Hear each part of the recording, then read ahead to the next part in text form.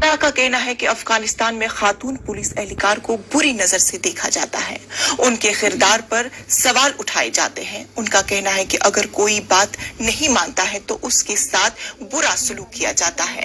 खातरा का कहना है कि उसकी आंख निकाली गई है, अब वो देख नहीं सकती और मेरे बच्चे और खानदान अफगानिस्तान में फंसे हुए हैं। 10 महीने पहले अपने इलाज के लिए भारत आई थी और आपको बता दें कि वो अफगानिस्तानी पुलिस में पूर्व कमांडर रह चुकी हैं। आखिरकार उन्हें अफगानिस्तान क्यों छोड़ना पड़ा, उनसे बात करेंगे। हमारे साथ बात करने के लिए मौजूद हैं अफगानिस्तान की पूर्व पुलिस अधिकारी खातरा। क्या ट्रीटमेंट के लिए आप यहाँ पर आई थी? क्योंकि मुझ पर वहीं पर तालिबान ने अटैक किया और मैं काम से जा रही थी अपने घर की तरफ और उन्होंने मेरा रास्ता रोका और मुझ पर अटैक किया। क्योंकि 8 ब्लूट लगे मुझे, 8 चाकू लगे मुझे और सर पे ब्लूट लगने के बाद मैं फिर बेहोश हो गई थी और मेरे दोनों आंखें चाकू से निकाल दिए गए उन्होंने। जब मुझे हॉस्पिटल लेके गए तो डॉक्टर का कहना ये था कि इसकी आंखें तो बिल्कुल बाहर निकल चुकी है, इसका कुछ इलाज हम नहीं कर सकते। और फिर आंखों के ऑपरेशन के बाद मैं बिल्कुल देख नहीं पाई फिर। और फिर उधर जब इनको पता चला कि ये जिंदा है अब भी, तो इन्होंने फिर से मेरी तलाश शुरू किया था और मेरे वजह से मेरे पूरे फैमिली को भी खतरा था और मेरे पति को भी खतरा था। वो पूछ रहे थे और सबसे बड़ी बात तो मेरी यही थी यहाँ पर आने के लिए कि हम इलाज के लिए आए। अच्छा, आप खतरा ये बताइए, उन्होंने आपकी आंखें निकाल दी, आप ट्रीटमेंट के लिए यहाँ आई, आपने कहा कि आपके परिवार को, आपके हस्बैंड को खतरा था, लेकिन आप तो पुलिस में थी, कमांडर थी, तो क्या पुलिस वालों के साथ भी इस तरीके का सलूक किया जाता है वहाँ पर? हाँ, जो कि अब भी हो रहा है, अब भी हो रहा है और पहले भी हुआ। वहाँ पर मेरे लगने के बाद 2 और औरतों को ऐसे बुरे तरीके से मार दिया उन्होंने, जबकि उनके बच्चे घर ऐसे बिखर गया। और अभी 1 महीने पहले 2 और ऐसे औरतें जो मेरे साथ काम करती थी, मैं उसको जानती हूँ, उनको जान से मार दिया इन्होंने, अगवा कर लिया था और फिर बहुत वहशतनाक की तरह से बस उसको मार कर उधर फेंक दिया गया। क्योंकि बस गुनाह उनकी यही होती है कि वो अपने आवाम के लिए खिदमत करती थी और पुलिस में थी। बस पुलिस में थी तो क्या महिलाओं के साथ इस तरीके की चीजें की जाती है, उनके कैरेक्टर को इस तरीके से देखा जाता है वहाँ पर? वो उनका कहना यही है कि आप जो भी करो हमारे हिसाब से करो, जो हम बोलेंगे हमारे रहने की, जैसे हम आपको रहने के लिए बोलेंगे आप वैसे ही करोगे।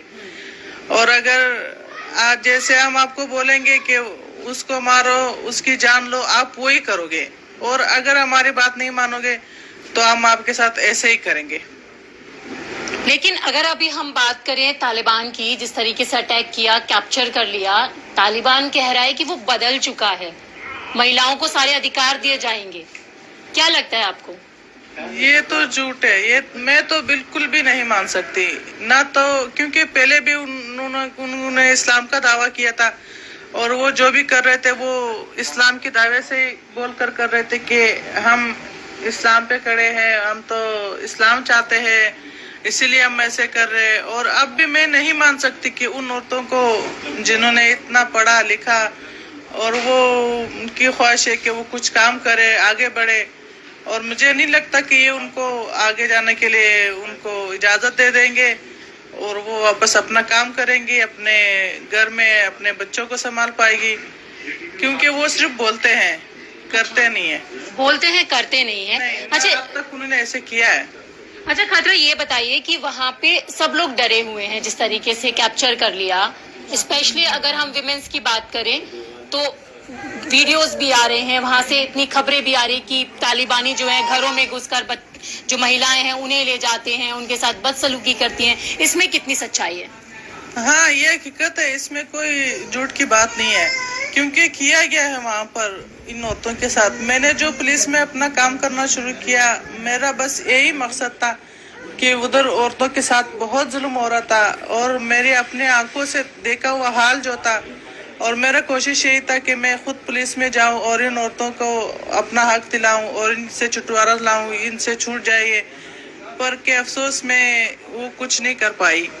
और सबसे बड़ा दुख मुझे यही है कि वो सब औरतें अब इतनी डर में आ चुकी है, इतनी डर रही है कि जो पहले थोड़ा बहुत कुछ कर रही थी अब वो भी नहीं कर सकते। अब घर में रहते हुए दिन रात उनको डर लगा हुआ है, वो अपने बच्चों को बाहर जाने नहीं दे सकते। मेरे खुद बच्चे वहीं पर ही है, सुबह शाम फोन करके रो रहे हैं कि तालिबान दरवाजा खटखटाते हैं और पूछते हैं कि आपकी मम्मी कब आएगी, आपका पापा कब आएगा, और अगर उनको नहीं बुलाओगे वो नहीं आएंगे तो हम फिर आप जो भी चाहेंगे वो करेंगे आपके साथ, और हम कर भी सकते हैं। तो तालिबान क्या लगातार थ्रेट भी दे रहा है आपका परिवार? आपने कहा कि बच्चे वहाँ पर हैं, महफूज नहीं है, क्या डर लगता है, क्या चिंता सता रही है? बस यही बोल रहे कि वो क्यों नहीं आ रहे, वो उनको बोलो कि आ जाए, और अगर वो नहीं आएंगे तो फिर आपके साथ जो कुछ हो जाएगा फिर हमसे कुछ शिकवा नहीं करना, क्योंकि हमने आपको बोल दिया। रात को जाकर दरवाजा खटखटाते हैं और उतने डर में रहते हैं, जब फोन करते हैं तो रोते हैं। पर मुझे यहाँ पर बहुत चिंता होती है, पर फिर भी जब मुझसे कोई पूछता है और जो उन्होंने किया है मैं तो वो बोलूंगी, जैसे अब बोल रही हूँ आगे भी बोलूंगी। वो वाशी लोग जो कर रहे हैं ये तो आगे और भी करेंगे, ये जो बोल रहे हैं वैसे करेंगे नहीं। खतरा एक चीज और है कि वहाँ पर अगर किसी चीज के लिए मना कर दिया जाए तो किस तरीके से सजा दी जाती है, कितना टॉर्चर किया जाता है, आप उसका प्रमाण है मेरे सामने, आंखें आपकी निकाल दी गई, आपको इतना बड़ा टॉर्चर किया गया, तो मना करने की इतनी बड़ी सजा? हाँ, वो मना करेंगे और अगर उनकी बात नहीं मानेंगे तो शायद मुझसे बढ़कर बदतर सजा भी उनको देते हैं, उनको मारते हैं। और कई औरतें तो ऐसे है कि उनको जान से नहीं मारते हैं, पर ऐसे मारते हैं उसको कि वो पल पल मरे। मरने के लिए तड़पती है पर वो उनको मरने भी नहीं देते। बिल्कुल। बस एक आखिरी सवाल है कि लोग परेशान हैं, जो यहाँ पर रह रहे हैं अफगानिस्तानी लोग, वो भी परेशान हैं, उनके परिवार वहाँ फंसे हुए हैं। आपके बच्चों से बात हुई, आपने बताया कि वो परेशान है, कहते हैं कि हमें भी यहाँ पर आए। तो क्या तालिबान बदले स्वरूप की जो बात कर रहा है, आपने कहा कि वो बदलेगा नहीं, तो तालिबान को कभी लोग वहाँ पर कबूल करेंगे, नहीं करेंगे, किस तरीके के हालात रहेंगे? क्या आप अफगानिस्तान आप वापस जाना चाहती हैं फिलहाल? नहीं, मैं तो अफगानिस्तान जाकर भी नहीं जाऊंगी।